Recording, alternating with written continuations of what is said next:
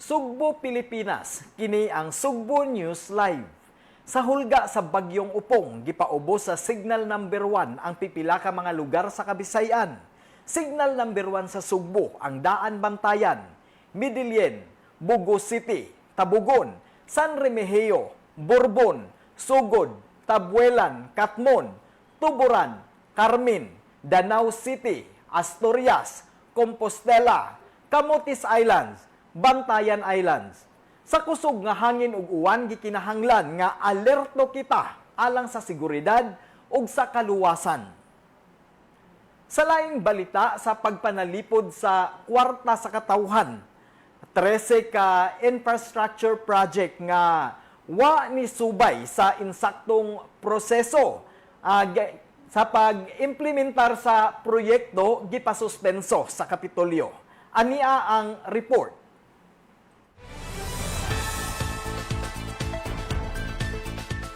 Tungod sa klaro nga discrepancy ug delay sa pagtrabaho sa mga proyekto, gipasusi ni Governor Pambari 4 ang 13 ka mga proyektong infrastruktura sa lalawigan sa Sugbo. Ang maong mga proyekto naglangkob sa road concreting, multi-purpose buildings, solar-powered lamppost installations. Nahimutang ang maong mga proyekto sa mga lungsod sa Daan Bantayan, Dalaget, Dumanhog, San Francisco Camotes, Aluginsan, Pinamungahan, Cordova, Konsolasyon ug mga dakbayan sa Toledo ug Mandaue. Sa gihimo nga pakisusi, nasuta nga ang mga kontraktor sa 13 ka proyekto wa ni subay sa insakto nga kasabutan sa kontrata. Hinungdan nga gipa-terminate sa Kapitolyo ang kontrata sa maong mga proyekto. Ang mga projects includes mga road concreting projects in Daan Bantayan, San Francisco Camotes, Dalaget, and Dumanhog. Yan na sa mga multiple purpose buildings in Aluginsan, Toledo, and Pinamungahan, no? And solar lampposts in Mandaue, Cordova, and Consolacion.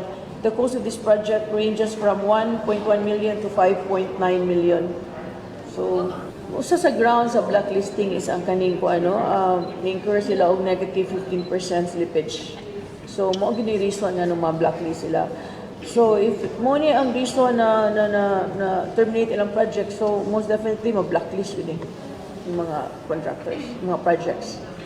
Una nang gipa-review ni Governor Pambari 4 ang mga dokumento sa tanang infrastructure project sa lalawigan sa Sugbo aron pagsiguro nga nisubay kini sa legal nga proseso ug mga dokumento.